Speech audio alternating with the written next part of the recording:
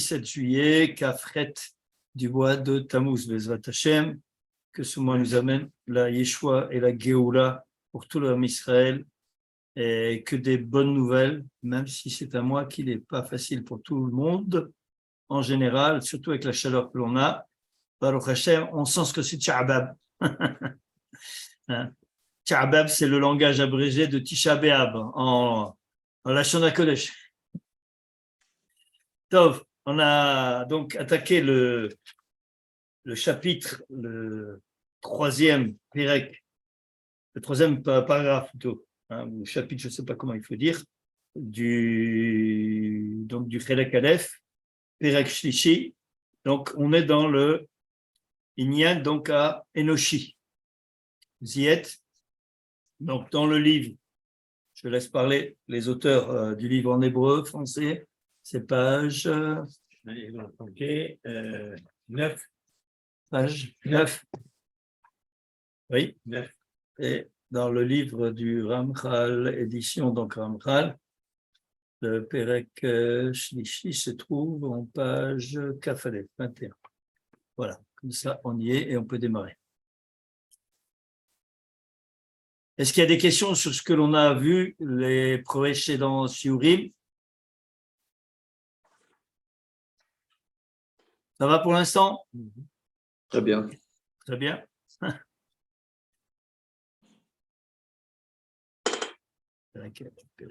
On va reprendre le début du Pérec Gimel. Il y a des choses qui sont très importantes. Voilà.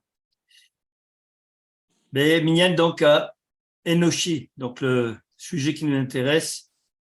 Ce que l'on a vu donc dans le premier sous-paragraphe, qui est donc ce qu'on appelait la Bechirat Adam, on a vu donc que l'homme, il est venu sur terre.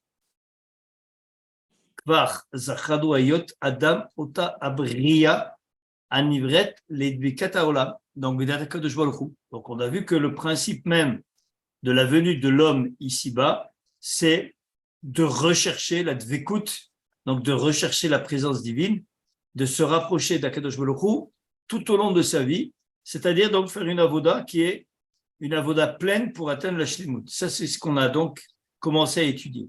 Et par rapport à ça, donc Akadosh Baruch Hu, il a mis donc en place un modèle dans lequel il y a donc des éléments qu'on appelle donc des éléments du bien, des éléments du mal, et c'est pour la raison pour laquelle il a donc séparé les choses entre deux parties. Nivra Adam, Beyetzer Hara, Beyetzer Tov. Et ce sont ces deux éléments qui vont lui permettre d'acquérir donc cette notion de la perfection en travaillant ces deux côtés. Et là, donc, on a commencé à voir cette partie-là. Arkavat Aguv Aneshama, c'est ce point qui est important parce qu'on va comprendre mieux. Donc, le fait donc que ce modèle complexe qui est donc la réunion de deux éléments qui s'opposent, c'est-à-dire donc le monde du bien, le monde du mal, comment donc on peut arriver donc à une unité, à un équilibre, puisque si le monde il est fait de ces deux, l'homme il est fait de ces deux éléments qui s'opposent sans arrêt, alors comment peut-on arriver à avoir donc un être humain qui va tendre vers la perfection? Donc a priori, est-ce qu'il y en a un qui va dominer sur l'autre? Ve'olam liot hadavar hazeh nishlam karayu gzara chokma ilona sheyadam murkav mishne ofrim. Donc, il a fait en sorte que le corps de l'être humain, en tant que tel, il soit donc créé avec deux parties qui s'opposent l'une à l'autre. Mais Neshama, okay? La Neshama, donc, qui elle est sichrite et donc elle est complètement divine, elle est la kout. Ve'agouf, Atsi ve'akou, qui est donc lui opaque, qui est donc ombragé par la matière. Chez Kol Echad Mehem, Ita beteva les tzadot de haïnu, agouf les chomriyut, ve'aneshama les sichliut. Et bien entendu, la tendance de chacun, c'est que le corps va aller vers la matière et la neshama va aller vers le côté spirituel. Vetinsa benehem milchama. Et donc, toute la vie de l'homme, c'est un combat permanent entre le spirituel et le matériel. Beofen she'im tigbar haneshama. Si la neshama elle devient plus forte sur le corps, alors automatiquement l'âme et le corps vont s'élever et vont permettre d'atteindre donc ce qu'on appelle l'olam haba de manière directe. Veyeoto Adam, Amishtalem, Ashlemut, Amoetet. Et donc, il va atteindre donc, de ce côté-là, il va pouvoir atteindre donc la Shlemut ensemble. Veim Yani Achadam, Nitznech Velchomer, Ine Yeshpi la Gouf Beshefel, Venishmato Imo. Donc, si maintenant le corps domine la Neshama, ça aussi on l'avait étudié dans la Adunot, si vous vous souvenez bien. Donc, si maintenant le corps domine la Neshama, alors le corps va entraîner avec lui la Neshama dans le Shefel, dans les profondeurs, dans l'abîme. Veillez auto Adam, bilti agun lishlimut. Donc, il ne peut plus apte à atteindre la perfection, à tel point que il peut être donc rejeté complètement, repoussé de ce monde. ולאדם הזה יכולת להשפיל חומרו לפני שכלו ונשמתו ולקנות שלמות כמו שכתוב, comme on l'a vu préalablement. Donc ça, c'est ce qu'on a vu donc, préalablement dans la première explication qui nous donne ici, donc en fait, les grands principes qui sont exposés ici, c'est quoi? Donc maintenant, donc, il y a une notion, c'est acquérir la shlemut. Pour acquérir la shlemut, il n'y a pas 36 solutions. J'ai eu un corps qui m'a été donné par le Créateur, et dans ce corps-là, le Créateur m'a donné une neshama. Donc maintenant, le corps qui est matériel va chercher toute sa vie à aller vers le bas, vers les éléments de ce bas monde. On va essayer d'expliquer pourquoi. Et la neshama, qui elle est spirituelle, va rechercher en permanence à aller vers le monde spirituel. Maintenant, donc ça, c'est antagoniste. Ça ne peut pas fonctionner. Donc, il y en a obligatoirement un qui va être, à un moment donné, plus fort que l'autre. Donc, le travail de l'homme, la Avodat Hashem, c'est ce que la Neshama, elle tire le corps vers le haut.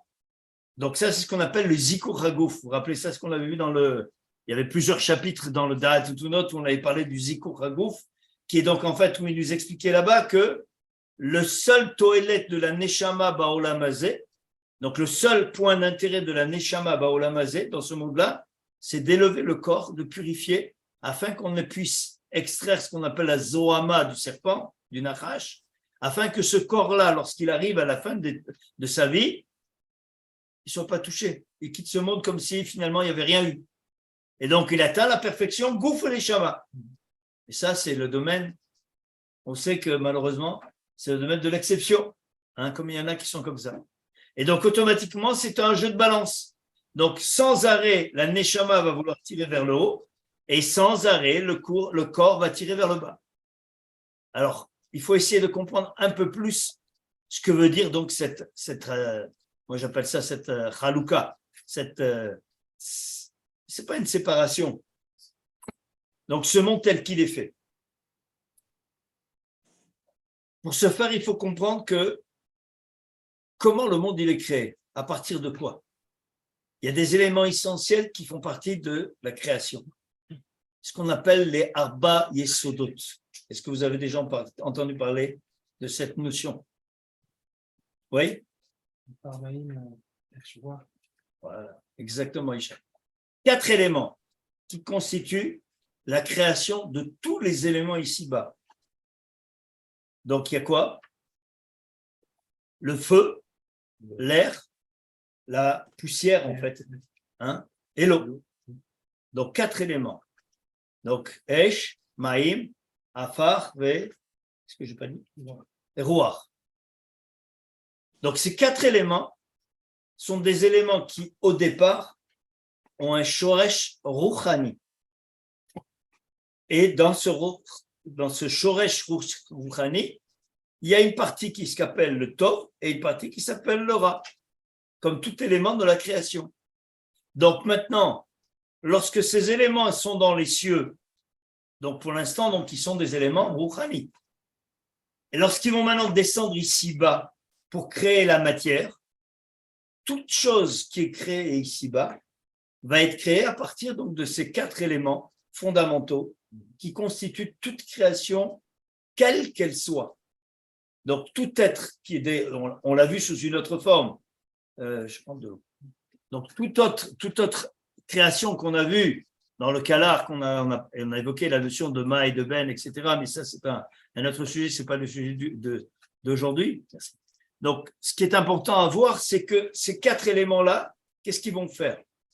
Si vous prenez donc à l'intérieur de ces 4 éléments, vous les divisez en 2 parties. On a 2 parties qui sont vers le haut et 2 parties qui sont vers le bas. Lesquelles? Si on prend donc le feu, il monte. Et l'eau descend. Et l'eau, elle descend. Le hafar, il descend aussi. Le hafar, il descend.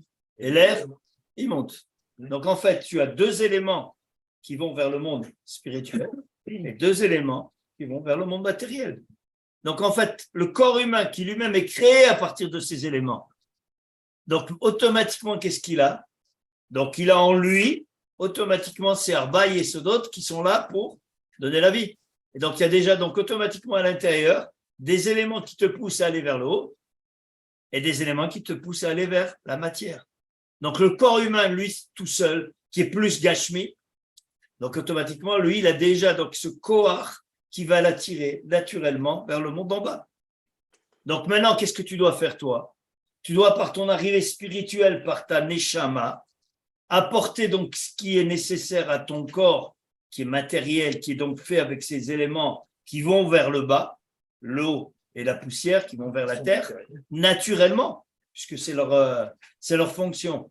Toi, tu dois les amener à aller vers le feu, vers l'air, donc remonter vers le haut. Ça, c'est la volonté. Donc, tant que tu es dans un monde de la matière, tant que tu es attiré par le monde de la matière, tu ne peux pas t'en sortir. Tu es attaché par ton Yetzirara. Donc, le corps, qui est donc le côté Yetzirara en quelque sorte, donc maintenant, lui, il va tout seul, il est attiré déjà par ces éléments. Alors que si tu viens laisser la place à la Neshama, elle est comme le feu. Elle veut monter, elle veut s'élever. Elle cherche les éléments spirituels. Donc, elle va rechercher sans arrêt à monter le corps et la Neshama ensemble. Ça, c'est tout le principe de la volonté. Donc, quand tu comprends ces éléments-là, comment le monde il a été créé, il y a beaucoup d'autres choses, éléments derrière, parce que il faut voir comment l'Echem explique cette chose-là de manière. Si vous voulez, on prendra le temps de regarder un des textes du Lechem là-dessus, comment il explique ce découpage à l'intérieur de l'être humain, comment chaque partie elle est faite et comment chaque partie se rattache à un relègue de la Neshama, ou alors elle est attirée vers le côté matériel ou elle est côté vers le spirituel. Et ça, c'est les fonctions que l'on a en nous-mêmes. Automatiquement, cette répartition que l'on a fait que les éléments du corps qu'on a à l'intérieur de nous, c'est-à-dire le moar, le cerveau, le cœur, le lèvre et le kavet, donc c'est le siège de ces parties-là, de la neshama, qui vont tirer soit vers le haut, soit vers le bas. Et donc quand tu vas vers le bas, comme on l'a dit, c'est le kavet, donc c'est un vote de ce monde. Quand c'est le haut, c'est le moar. D'ailleurs, il y a une question qui est posée là-bas dans le Lechem, je vous la pose parce qu'elle est intéressante. Lorsqu'il y a un bébé qui arrive au niveau de la conception, au niveau du fœtus, qu'est-ce qui arrive d'abord? Le cœur ou le moar?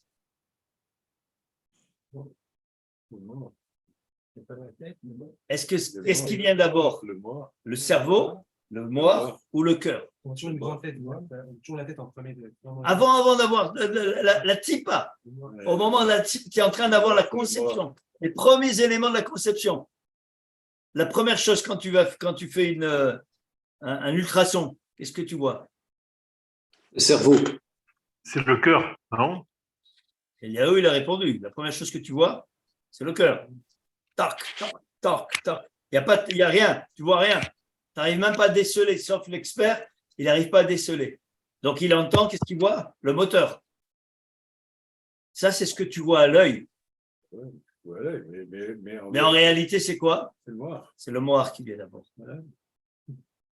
C'est le moar, c'est le cerveau qui vient d'abord, qui est l'élément essentiel de toute chose parce que c'est là où il y a la neshama.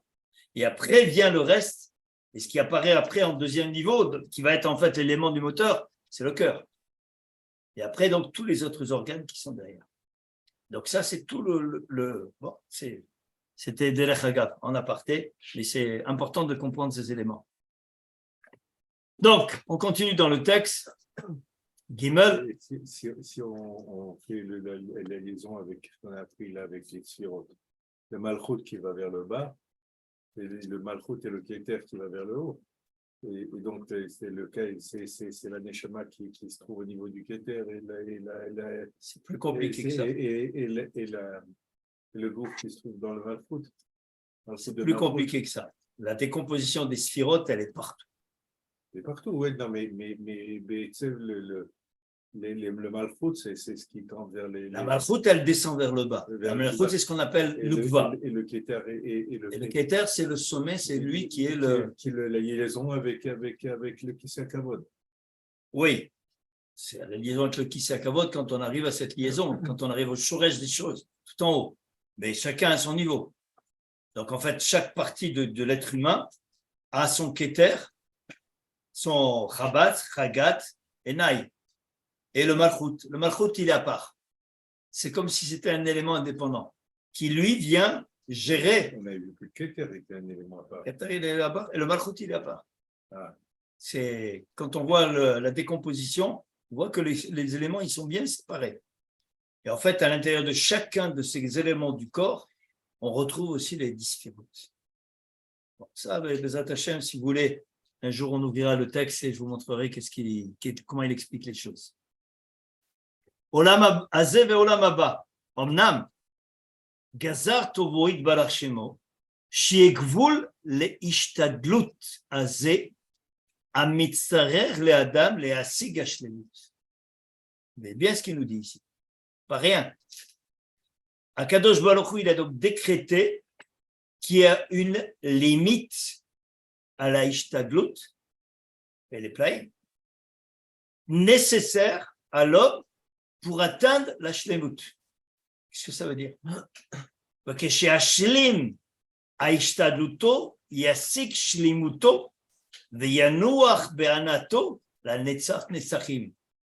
Et donc, quand il arrive donc à cette shlemut, alors automatiquement, il peut prétendre donc à recevoir de manière éternelle ce qu'il a acquis ici-bas. Alken, uchkulo shne zmanim. C'est la raison pour laquelle il a mis en place, Ribono Shel Olam, 2 périodes. Echad zman avoda, ve'echad zman kibul sachar. Donc il y a 2 périodes, il y a 2 temps. Le temps de la avoda et le temps de recevoir ce qu'on appelle la récompense. Bon, c'est un peu chatique, c'est un peu simple de dire le sachar. Sachar, c'est quoi? C'est en fait ce que tu as fait dans ce Olam Hazeh, tu reçois en fait, comme on a dit, c'est la batterie que tu as chargée. Tu as chargé une batterie en faisant une avodat Hashem qui est complète, tu reçois là-bas ce que tu as mérité. Tu n'as rien chargé, eh bien, comme on a dit, à la mesure de l'effort, tu recevras. C'est-à-dire que l'homme, il est ici-bas avec un potentiel. Ce potentiel, c'est la puissance énergétique, en quelque sorte, de la batterie qui peut donc éclairer Olam Haba. Il a une batterie de 1 mégawatt. Il a chargé à 100 watts. Combien il va éclairer là-bas? Il n'y aura pas de lumière. Hein. 100 watts. Il n'y aura pas de lumière. Mais il a éclairé, il a une batterie de 100 watts et il a monté à 100 watts. Il va éclairer. Ça a explosé. Donc, c'est le travail que tu as fait qui va te donner la capacité de Olam Haba. Par contre, ce qui est important à comprendre, c'est que ce que tu fais Olam Hazeh, c'est un monde qui est dynamique. Olam Haba, il est statique. On aurait pu croire le contraire. Il est statique dans la vision des choses par rapport à la situation où tu vas te trouver. Ça veut dire ce que tu as acquis ici-bas, tu l'as là-bas. Mais tu ne peux pas augmenter ce que tu as eu. Donc, par rapport à cette situation, tu as monté. Elohi, Elohi, c'est ce qu'on a vu. Donc, le monde à venir, c'est une élévation du corps vers la Neshama, étape après. Mais par rapport à quoi? Par rapport au point de départ.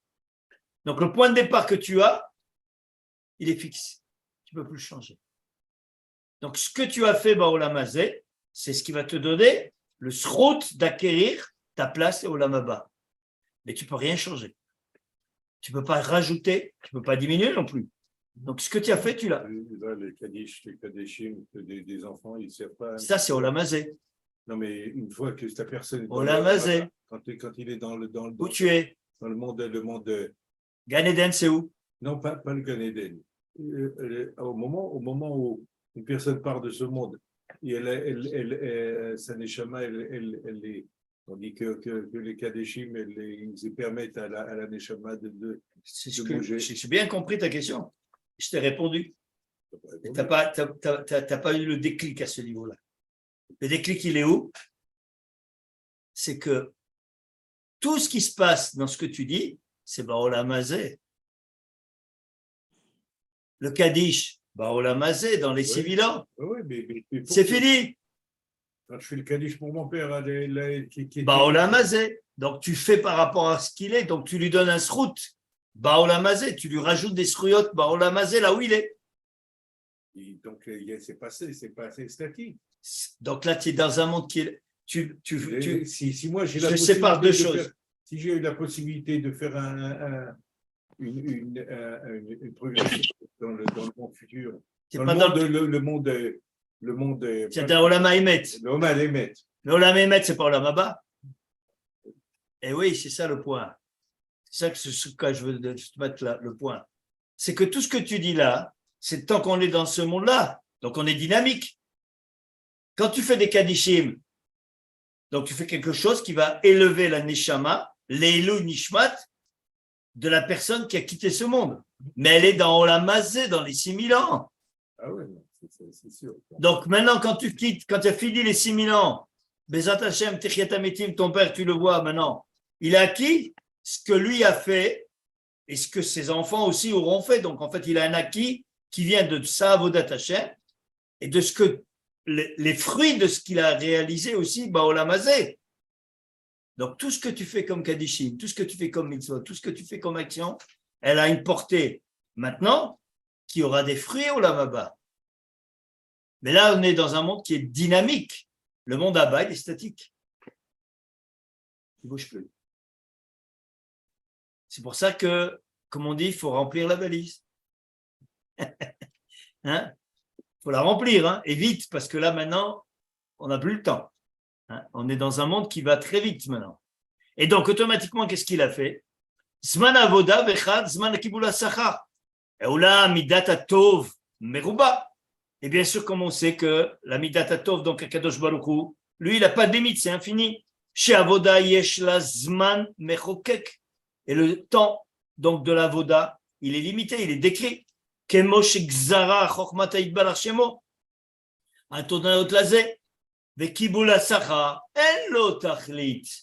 contre, le monde de la récompense, le monde à venir, il n'y a pas de limite. Il n'y a pas de limite. Et là, la netza netzachim.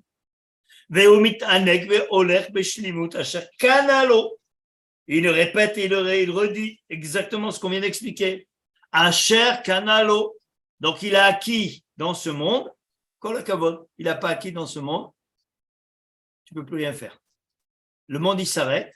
Quand arrive donc cette date fatidique, puisque c'est une date fatidique, qui est l'arrivée donc de Yimot HaMashiach, donc là, on a encore des srouyotes qui s'accumulent, mais différemment, comme on l'a vu, on avait expliqué que les srouyotes de la période de Yimot HaMashiach, ce n'est pas des srouyotes donc, dans lesquelles on est, puisqu'aujourd'hui, c'est à la mesure de l'effort, tu as la récompense. Alors que dès qu'arrive Mashiach, tu n'as plus d'effort puisque la vérité, elle est là. Donc, tu fais les choses tout seul, par le cœur. Donc, tout ce que tu fais, ok, tu as encore une récompense. Mais tu n'as plus cette récompense que tu as eue alors qu'il fallait se battre avec ton Yetzer Hara. Lorsque le Yetzer Hara, il a disparu, qu'est-ce que tu peux prétendre? Tu n'as plus de... Il n'y a plus rien à faire, quoi. Le travail, il est déjà réalisé. Donc, c'est pour ça qu'on dit qu'il n'y a plus le temps. Donc, tout ce qu'on peut acquérir maintenant, il faut le faire. Tout ce qu'on peut faire pour accélérer la chose. Et on voit combien le Yetzer Hara, il a des armes. Ce qui se passe dans les rues aujourd'hui, c'est quoi? C'est le Yetzer Hara.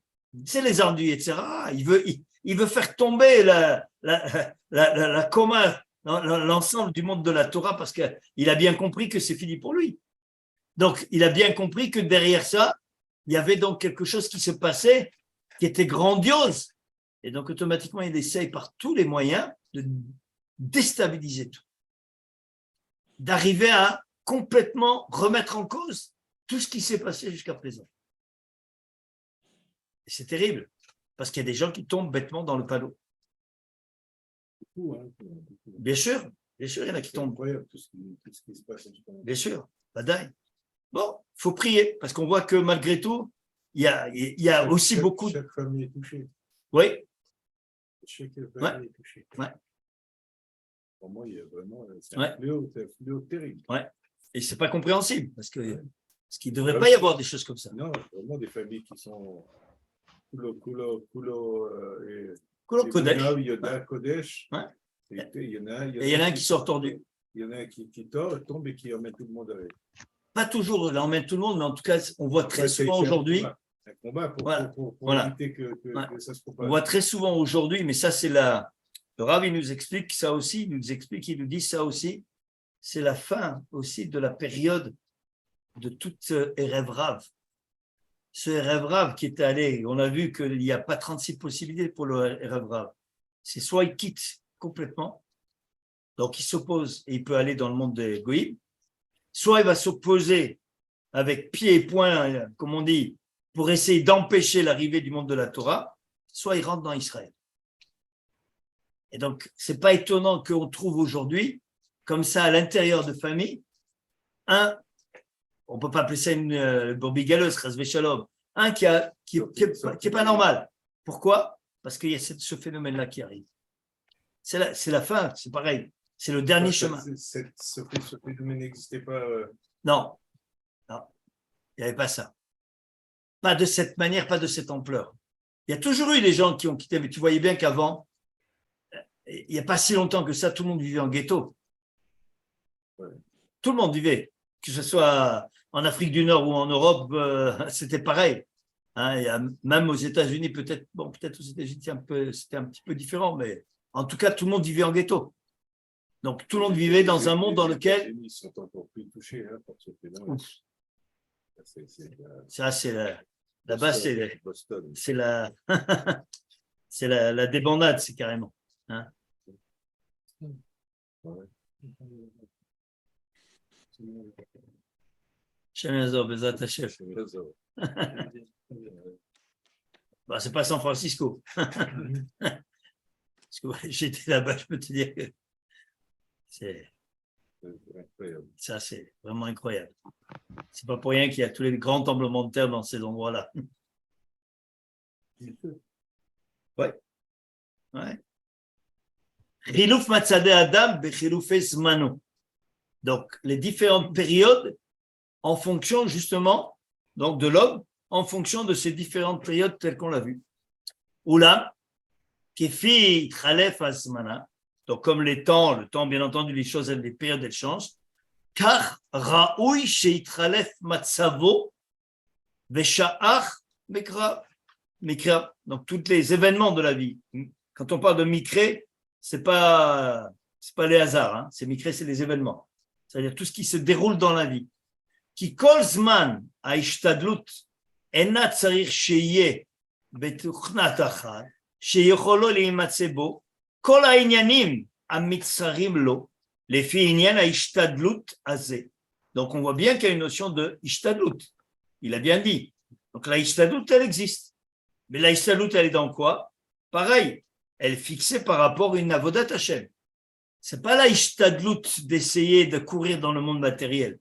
Parce que si tu cours dans le monde matériel, c'est tu donnes la préséance au corps. La ishtadlut, c'est un phénomène matériel. Elle est spirituelle aussi. On peut pas, on n'a aucun. La neshama, on a, à part faire une ishtadlut sur notre corps, qui lui aura une élévation. Une élévation de la neshama. Et là, c'est aussi une ishtadlut. Oui, non, mais elle n'a pas un lien direct avec notre neshama. On n'a pas de contact, on n'a pas de lien. Tu ne le vois pas directement. Tu as une ishtadlut. Ça veut dire que toi, tout ce que tu fais dans ta… Ça passe par notre corps. Ça passe par le corps et par la neshama. Ça veut dire ta avodat Hashem que tu fais. Directement par la neshama. Ça veut dire quoi? Ça veut dire que… Moi, si je m'applique à faire des mitzvot, bon, c'est une ishtadlut. Non, oui, mais c'est des phénomènes matériels. Non, moi, je fais mon lulav, c'est matériel. C'est spirituel. Hein? C'est d'abord spirituel. toi, tu touches un élément qui est matériel. Pourquoi? Parce que Baolam Hazé, on doit agir. Donc, la notion de Asiya, elle est justement par rapport au monde dans lequel on est. Ça veut dire on agit, on fait des choses par rapport à un monde qui est matériel, qui nous a donné. Donc, ce que je fais, bien sûr, je prends un verre de vin pour faire le kidouche. Comme on l'a dit, il nous a donné des tas d'éléments. Je prends une peau d'animal pour faire des téphilines, etc., etc. Donc, tout ce que je fais, Baolam Hazé, c'est avec la matière. C'est la matière. Oui, et la matière, elle est là pourquoi? Spirituelle. Donc, ça veut dire que quand je prends le loulav et que, a priori, j'ai pris un loulav avec un étrog et que je le secoue, qu'est-ce que je fais? Mais je remue le ciel entier. Ça veut dire que quand je fais ça, je fais descendre ici des malachim. C'est une puissance phénoménale que j'ai. Il faut voir ce qu'il y a comme kavanot à l'intérieur des naanais du loulav. Ça veut dire que quand j'agis ici-bas dans une simple mitzvah qui paraît être très banale, je prends un loulav avec le hétrog, je l'associe et je le fais dans les directions. A priori, qu'est-ce que j'ai fait? Un acte matériel. Ben non, c'est un acte spirituel avant tout. J'ai utilisé le monde matériel Voilà. et je l'ai associé pour que ce soit spirituel. Mais c'est avant tout spirituel. Donc, il faut passer par. Moi, je ne peux pas maintenant dire à ma neshama. Tu as des moyens spirituels pour arriver à ça, d'agir directement sur ta neshama. Ce qu'on appelle les yichoudim, ce qu'on appelle d'autres manières d'accéder à ce niveau-là. Ça veut dire de t'élever par ta propre force spirituelle. En quelque sorte, tu détaches ta matière de ton corps, de ta neshama, et tu arrives à faire des élévations. Ça, c'est ce qu'on appellerait en français des incantations. Le commun des mortels, il n'est pas. Donc, comment on fait? Donc, on utilise le monde matériel parce que l'homme, il a besoin de ça. Et donc, on utilise et le monde matériel et puis un acte de shtadlut, et à ce moment-là, ces deux-là, ensemble, provoquent une élévation de la neshama. Ce n'est pas une élévation de la neshama. Ça veut dire que par le fait que ta neshama, elle agit sur ton corps, qui lui dit, prends ce loulav, donc tu vois les choses à l'envers. Ça veut dire que toi, tu vois la chose en disant, je prends le loulav et l'étrog et je fais donc ma mitzvah. C'est la neshama qui a parlé à ton corps pour le faire. Parce que si ta neshama, elle n'avait pas parlé à ton corps pour le faire, tu ne l'aurais jamais fait. C'est ce qu'on avait dit, là. Ça descend et ça monte. Donc, c'est bien. Donc, ça veut dire quoi? Il m'envoie des signes sur ma neshama, et puis d'un autre côté, moi, je fais un acte matériel. Donc, ça veut dire que ta ishtadlut, c'est quoi? C'est quoi ta ishtadlut? C'est de provoquer cette shefa, cette énergie spirituelle supérieure qui vient et qui me donne cette possibilité d'agir dans une ishtadlut matérielle. Ça veut dire que si je n'ai pas ce shefa qui vient, c'est ça tout le sens de ce qu'on étudie en ce moment dans le Kala, et qu'on voit dans la bracha. Quand tu fais une bracha, qu'on fait Baruch Ata Hashem Elokeinu Melech Haolam, donc on voit que le shefa il descend, il remonte. Donc c'est ça tout le sens. Donc ça veut dire que quand je fais cet événement-là, je provoque automatiquement. Donc en fait, chaque fois que j'agis ici-bas, que je fais une mitzvah goreret mitzvah, qu'est-ce que ça veut dire? Pourquoi mitzvah goreret mitzvah? Pourquoi elle n'entraînerait pas autre chose? Parce qu'automatiquement, dès que j'accomplis une mitzvah, je reçois un or chadash, une lumière supplémentaire que je n'avais pas une seconde avant. Et ce or chadash, il m'ouvre les yeux pour voir quelque chose que je ne pouvais pas faire avant. Donc, j'ai un or qui m'entraîne. Ah, mais ça, cette mitzvah, je ne la faisais pas comme il faut. Donc maintenant, qu'est-ce que je fais? Hop, mitzvah goreret mitzvah. Et de la même manière, chas v'shalom, avera, goreret avera. Pourquoi? Parce que quand l'homme il fait une avera, il ferme. Donc automatiquement, il ne voit plus. Donc s'il ne voit plus, il ne peut pas aller dans le sens du tov. Donc le Yetzer Hara, il a enfermé. C'est exactement ce qu'il te dit ici. Ça veut dire que l'impact de la neshama et du corps, elle est directe. On va le voir, il va en parler un peu plus tard. On verra le Zohar, ce qui ramène là-dessus, ce qui ramène justement un texte du Zohar dans le texte du Siftei Chaim, qui est très intéressant à voir, comment chaque élément que tu fais, elle agit sur une des 613 parties de ton corps. automatiquement. Et toute la notion de la réfoua, et donc en fait l'impact dans le corps, vient directement de ces choses-là. Tant que tu es dans la Torah ou mitzvot et que tu fais une avodat Hashem comme il se doit, tous les éléments ils sont irrigués. Lorsque l'homme il fait une avéra, il ferme. Toc, il y a un canal qui se ferme. Toc, il y a un canal qui se ferme. Et c'est ça qui entraîne la maladie. Ça, c'est une puissance phénoménale. Si les docteurs ils apprenaient ça, je peux vous garantir qu'il n'y aurait pas besoin de troufautes. Il y aurait directement la réparation minashamaïm et on comprendrait comment les choses se déroulent. Mais bon, le monde il est comme ça aujourd'hui. Pirouche, Kine, Mouchar, Shetimtse lo amilchama, Shelachanu ben asechel ve'achomer. Donc on explique maintenant dans cette chose-là. Alors, on a vu qu'il y a la guerre entre le spirituel et le matériel. C'est ולא יהיה לו דבר שיעכב את החומר משלוט ולעשות את שלו כפי שהוא ראוי לו. Et rien n'empêche le matériel de faire son boulot ici-bas. Il fait son travail. Mais, regardez bien ce qu'il te dit ici. ולעשות את שלו כפי השיעור ראוי לו. En fonction donc de la mesure qu'il est donnée. Quelle mesure? Donc, chaque corps, chaque être humain, c'est différent. Oui, non, mais la mesure, donc la mesure du monde, de l'attrait vers le monde matériel. Ça veut dire que chaque être humain, il a donc un chiour par rapport donc à cette approche vers le monde matériel. Enfin, c'est mesurable. C'est mesurable. Comment c'est mesurable? Par rapport à ce que l'homme y fait. Oui, non, mais celui qui prie 10 minutes. Enfin, il y a par rapport à ça. On a un exemple. Est-ce que tu peux donner un exemple parlant? On peut saisir la sautée de Chélo que fait un chiour Raoul. Un chiour Raoulo. Ça veut dire qu'il est Raoulo, ça veut dire quoi? Ça veut dire que tu as un être humain qui, lui, est plus matériel. Il a une tendance vers la nourriture. Il a une tendance vers la colère. Il a une tendance des midotes hautes. Donc maintenant, chaque individu par rapport à ça, il a donc quelque chose qui est apte à lui-même. Donc maintenant, tu ne peux pas avoir une règle générale qui va te définir la chose. Donc chaque individu, proprement dit, il est à la mesure de ce qu'il a été créé. Et avec une limite. Donc maintenant, cette limite, est-ce qu'elle est capable de grandir? Bien sûr qu'elle est capable de grandir. En fonction de quoi? En fonction de ce que l'homme fait par rapport à ce qu'il agit ici-bas. Donc comme tu dis, plus il va s'investir dans la Avodat Hashem, moins il aura de possibilités d'avoir le monde matériel qui va venir vers lui. Plus il est dans le monde matériel, plus automatiquement, c'est cette Ishtadlut dont on a parlé. C'est pour ça qu'il y a un combat entre Ishtadlut et Emouna. C'est ce que Ramchal il ramène régulièrement. Plus tu fais de Ishtadlut, moins tu as de Emouna. C'est une règle de base. Parce que l'Ishtadlut, elle est plus matérielle que spirituelle. C'est pour tout individu, y compris le goy? On parle d'Israël. D'accord, ok. Tout ce que l'on dit ici, c'est Israël.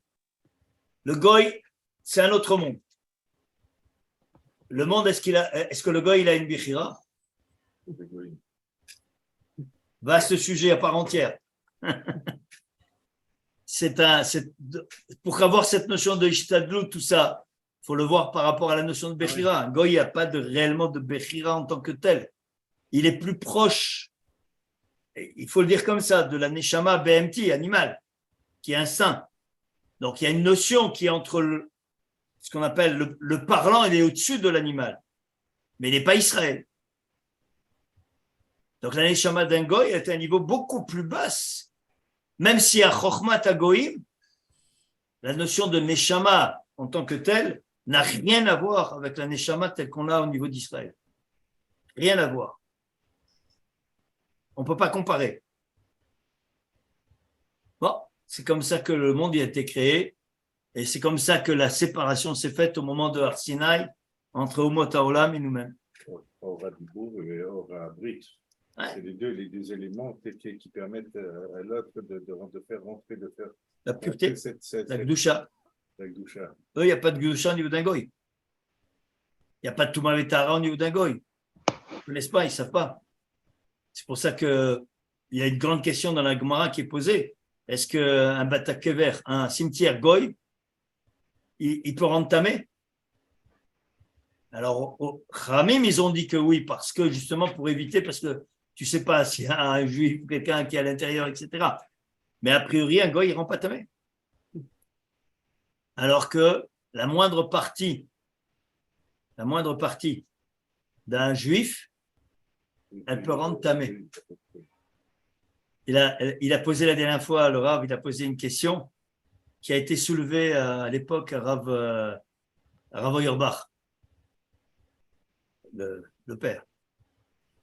Et il s'est avéré que lorsqu'une partie du corps, par exemple, Dieu préserve, un pouce, un doigt ou quelque chose, il tombe, donc cette partie du corps, elle rend tamé comme un tmémet.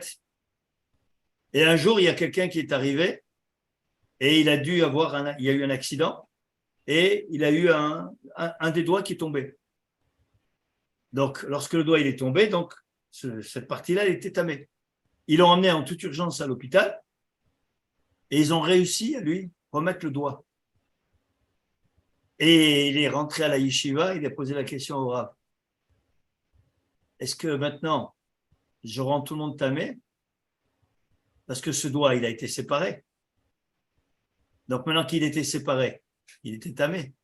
La touma, elle s'en va pas. Question, hein? Et le Rav, il a répondu d'une réponse tout à fait particulière. Je ne sais pas pourquoi, mais il est taor. Il a répondu, mais après, il a donné des explications. Et sur le moment, il a dit non, il est taor. C'est quelque chose de... Hein, ça fait partie des questions importantes. Bon, je reprends dans le texte. Donc, Pirouche, qui est né, Moucha, donc c'est évident, chez Tiensalo, Amilchama, chez Zachano ben Asechel ve'achomer, ולא יהיה לו דבר שיעכב את החומר משלוט לעשות את שלו, כפי השיעור ראוי לו. Donc, par rapport au Chomer, c'est-à-dire le Chomer aussi, lui, là, par rapport à la limite, parce qu'on a vu que Akadosh Baruch Hu, il a mis des limites dans le monde. C'est-à-dire que même dans le monde de la matière, il a mis des limites. Donc, à ce moment-là, automatiquement, on ne peut pas aller plus loin que ce que lui, il a décidé. ולא דבר שיעכב את השכל משלוט וכראוי ולעשות את שלו. Et tu vois que là, il dit aussi, pareil. Donc, de la même manière, le spirituel, il peut faire son travail et dominer. וכן לא יהיה דבר שיגרום לחומר להתחזק יותר מן הראוי, וגם לא יגרום לשכל להתחזק יותר מן הראוי. Et alors, donc tu ne peux pas trouver quelque chose qui va donc provoquer דבר שיגרום לחומר להתחזק יותר מן הראוי. Ça veut dire que tu vois que là, il y a des limites, à la fois dans le spirituel et à la fois dans le matériel. Mais, qui a falpi, שמצד אחד היה נראה זה יותר טוב, והנה, לפי הכוונה האמיתית, והעניין הנעצה באדם, שהוא קניית השלמות בהשתדלותו, donc, קניית השלמות, ça passe par השתדלות.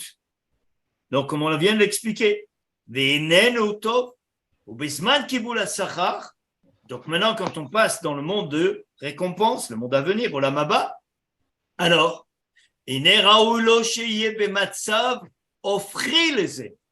ça veut dire que maintenant, quand tu passes dans le monde à venir, où c'est le monde de la récompense, au Lamasacha, alors qu'il est, Kol ma sheyeh chomer, sholet beotozman. Donc le chomer, il est sholet dans le monde à Olamazé, pas dans Olamaba. Il ne lo haya elam machich umeakev על הנשמה שלא תדבק בבורא יתברך, ועל כן, הנה ראוי הוא שלא ישלוט אז אלא הנשמה, והחומר יהיה נמשך אחריה לגמרי באופן שלא יעכב על ידי כלל. אמנם, על כן, נבראו שני העולמות. C'est la raison pour laquelle il a été créé deux mondes, en quelque sorte. עולם הזה ועולם הבא. עולם הזה, המקום והחוקים הטבעיים שלו הם מה שראוי לאדם כל זמן ההשתדלות, Donc le monde dans lequel on est, c'est le monde de la Ishtadlut, donc dans lequel l'homme il doit faire un effort. Alors, Olam Haba, Amakom ve'achukim shelo hem masherahu lo bazman kibul hasachar. Et le monde à venir, dans lequel sont fixées les choses par rapport à quoi? Par rapport à ce qu'il a fait dans ce monde Ba'olam hazeh, donc Ishtadlut Ba'olam hazeh, alors kibul hasachar, il reçoit donc à la mesure de l'effort, il aura donc sa place dans le monde à venir. Ça, c'est donc les Matzavim, les deux périodes de l'histoire, telles qu'Hachem les a conçues. Un monde dans lequel tu dois faire ta ishtadlut maximum, mais pas dans le matériel. Ta ishtadlut, elle est dans le spirituel. Je dois faire tous les efforts possibles et inimaginables pour atteindre la shlemut. Même si je sais que Ba'olam hazeh, on ne peut pas y arriver. C'est pas grave. Je fais ma ishtadlut pour arriver à ça. Ça veut dire quoi? Ma ishtadlut, elle n'est pas dans je travaille 24 heures sur 24 pour gagner plus d'argent. Ça, c'est le contraire de ce qu'il vient de te dire. Ça veut dire que tout le monde dans lequel tu es gashmi, si tu vas dans ce monde-là, ta ishtadlut, elle est faussée. Donc, tu n'as plus de émouna. C'est-à-dire que celui qui met sa ishtadlut dans le monde matériel, il n'a pas compris que ça, c'est des choses qui sont déjà décrétées. C'est comme il est écrit dans la vue, dans ma secrète Shabbat. Hein? Donc, la parnassa, toutes ces choses-là, elles sont déjà, c'est fixé. Ce que tu as, c'est les kélim. C'est les kélim pour ce olam hazeh. Donc, si maintenant toi, tu forces encore plus là-dedans, tu n'as pas compris que c'est Ribono Shalom qui dirige tout le monde. Par contre, dans le monde du spirituel, dans lequel il n'y a pas de limite, alors toi, tu dois t'investir au maximum pour atteindre ce niveau-là. Et grâce à ça, alors tu as qui est ta part dans l'olam à venir de manière netzachim. Et la personne peut venir prétendre te le prendre. Personne. Ce que tu as acquis, tu l'as acquis. Vous avez encore des forces? Ça peut foutre le moral à zéro, là. Hein. Pardon? Ça peut mettre le moral à zéro, là. Le moral à zéro, pour qui? Pour celui qui ne fait pas sa ishtadlut au bon endroit? Voilà. Eh oui. La question, c'est sur le Sahar, le Kabbalah de Sahar. Oui. Là non plus, on n'est pas maître du Kabbalah de Sahar. Pourquoi? Parce que c'est dans les Olamot Lyon. Tu ne sais pas qu'est-ce que ça veut dire? C'est pas ce que oui. Oui, bien sûr, mais tu es maître de ce que tu as fait. Ici. Tu es maître de ce que tu fais dans Olam hazeh. Donc, tu t'investis dans Olam, tu t'investis dans Olam à Sikli. Donc, tu t'investis dans Newton Neshama. Donc, tu sais ce que tu fais. Ça veut dire que tu ne donnes pas ta part dans le monde matériel. Ce n'est pas ce que tu cherches. Le monde matériel, ce n'est pas ton intérêt.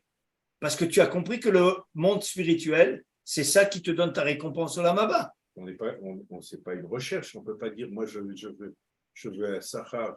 Non, je ne fais pas ça pour mon Sahar. Moi, comme je suis là, Kiboul Kiboul Sahar, ça veut dire quoi?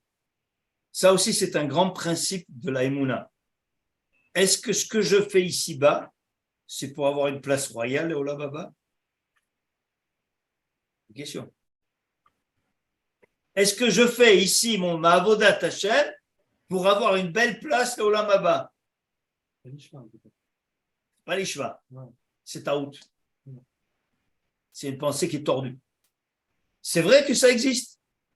Il y a des gens qui vont te dire, eh ben oui, mais comme ça, j'ai une belle place là-bas. J'ai une place en or. Qui te dit que tu auras une place en or? Parce qu'il y a un Taout dans la Marshava, dans la Nesha. C'est ça. Donc ça veut dire quoi? Ça veut dire que moi, je fais ça ici-bas. Ce que j'aurai là-bas, c'est pas mon problème. Par contre, on veut tendre à avoir une vie éternelle qui ne soit pas désagréable. Ça veut dire quoi, pas désagréable? Non, mais ça veut dire que si quelqu'un maintenant fait ça à Avodat Hashem, c'est quand même pour se rapprocher d'Akadosh Baruch Hu. Pour se rapprocher d'Hachem. Ok, d'accord. Oui, mais ça veut dire que je ne fais pas pour moi. Mais c'est pas ce qu'il dit là. Ça veut dire quoi? Ça veut dire quoi? Se rapprocher d'Hachem et de Kiboul Sahar. Kiboul Sahar, ça veut dire que ce que tu as fait ici-bas, tu vas recevoir un Sahar, le Olam Haba, à la mesure de ce que tu auras accompli ici. Donc maintenant, ce que tu fais ici, tu ne sais pas. Tu ne sais pas quel poids. Est-ce que mettre 10 agorot dans une tzedaka, ça a le même effet que de faire Gemilut Chassadim? Aucune idée. Non, mais c'est pas la question que je pose. C'est la question entre cette notion de rapprochement de Akadosh Baruch Hu, qui est notre recherche continuelle dans l'Avodat Hashem, et qu'on fait pour notre Neshama. Et là, ce qu'il dit, tous les Chukim. העולם הבא, המקום והחוקים שלו הם מה שראוי לו בזמן הקיבול השכר. Alors, donc, en fin de compte, ma recherche, si on veut interpréter cette phrase, c'est le Kiboul Sachar et pas le rapprochement avec Hachem. Si tu le prends de cette manière-là, tu peux aussi le lire comme ça, en effet. Mais c'est pas ça. C'est pas ça qu'il faut comprendre. Ça veut dire que. Il le dit comme ça. Lui. Non, il le dit pas. Il aurait pu dire un rapport. C'est-à-dire que lui, il te dit qu'il y a deux mondes. Olam Hazeh, qui est le monde du Ishtadlut, et Olam Haba, qui est le monde de Sachar. C'est en gros, c'est ce qu'il te dit. Les deux mondes, ils sont séparés. Donc, il y a une période, un Zman, dans lequel tu fais ta Avoda et dans lequel tu fais ta Ishtadlut nécessaire. Pourquoi? Pour avoir une place au Olam Haba. Donc, ça veut dire que c'est vrai que quelque part, malgré tout, ce que tu fais, c'est pour le Olam Haba. Parce qu'autrement, pourquoi on est là? D'accord? Mais maintenant, est-ce que je le fais? On a compris. Voilà. Non, mais non. Le texte, il dit Raoui lo bisman kiboul asachar. Donc, kiboul asachar, ça veut dire que moi, dans mon subconscient, je dois savoir qu'il va y avoir un sachar dans il mon faut que tu le saches. Mais c'est Il pas faut que tu le saches. Pourquoi? Pourquoi? C'est pas ce que je recherche. Non, c'est pas ce que je recherche. Mais je recherche Moi, je recherche la dvekout. Dvekout avec Ribono Olam. Mais ça, cette dvekout-là, voilà. C'est Olam Hazeh. C'est Ishtadlut de Olam Hazeh. Olam Haba, la dvekout, elle est différente. Ça veut dire quoi? Ça veut dire que ce que j'ai acquis me donne une position. C'est comme si tu dis maintenant, j'ai fait quelque chose, et maintenant, le Olam Haba, je vais rentrer dans un amphithéâtre gigantesque. Est-ce que je vais être première ligne Ziva Shrina, ou est-ce que je vais être sur les strapontins en haut? Et je vais voir avec des jumelles qu'est-ce qui se passe là-bas en bas. En gros, c'est ça. Ça veut dire que mon acquis. Faut oublier les jumelles. Donc, mon acquis, c'est ce qui va me donner ma position. Ma position, elle va être donc dans une vécoute proche de la Shrina, ou est-ce que je vais être très loin de lui? C'est ça ce qu'il veut dire. Il faut le traduire. C'est vrai qu'il faut le traduire. Il faut le traduire. Là. Bien sûr qu'il faut le traduire. Il n'est pas. Bien sûr. C'est toute une autre notion. Hein. Bien sûr. Dans l'esprit de l'être humain. Et c'est vrai que l'être humain tel qu'il est fait, lui, il lui faut des choses concrètes. Tachles, qu'est-ce que ça veut dire? Donc, Tachles, qu'est-ce que ça veut dire? Ça veut dire que tu as un acquis, tu as fait un travail, tu as fait une avodat Hashem, tu as fait ta ishtadlut, Besséler. Ok, le bonhomme, il attend, il dit quoi? Ok. Maintenant, j'ai fait ça, c'est pourquoi? Il veut une réponse. Alors, on lui dit, c'est ce qu'il t'a expliqué depuis le début du livre. Il te dit, ok. Donc, Hashem, il a fait les choses, les ativ et abriot. Et les ativ et abriot, c'est quoi? Kiboul HaSachar. Ah, Kiboul HaSachar. Alors quoi? Il y a une récompense. Donc, allez, je m'attise pour faire les mitzvot. Plus je fais de mitzvot, plus je vais avoir une récompense. Comme celui qui pense qu'il va gagner plus en travaillant plus. Non, ça c'est taout. Ça veut dire qu'en fait, je fais ça, l'ishma. Peu importe ce qu'il y a là-bas. Je sais que ça existe, mais ce n'est pas pour ça que je le fais. Ah. Ça, c'est le dit. C'est ça la véritable. Ça, c'est mieux. Quand on arrive à ça, alors on a compris beaucoup de choses. Tant qu'on est dans le système qui entraîne en quelque sorte ce phénomène qui est naturel parce que c'est humain, c'est comme quelqu'un, il fait ici-bas, il fait les choses, ok, d'accord, il fait les choses, pourquoi? Qu'est-ce qu'il attend? Tu vas parler à des gens dans la rue, tu vas leur dire, quand tu fais une mitzvah, qu'est-ce que tu vas recevoir? Ah, $1 million. Ah, je vais recevoir la santé. Ah, je vais recevoir. Donc, il parle de quoi? Olam Hazeh. Il ne parle pas d'Olam Haba. Le rôle des gens, tu leur poses la question, tu vas voir qu'ils ne vont pas te parler de Sachar et Olam Haba. Alors que c'est ça le Ikar. Tout ce que tu fais ici, ce que tu reçois des miettes par rapport à ce qu'on prétend recevoir le Olam Haba. Mais ça, on n'est pas conscient. Tov, Chaverim.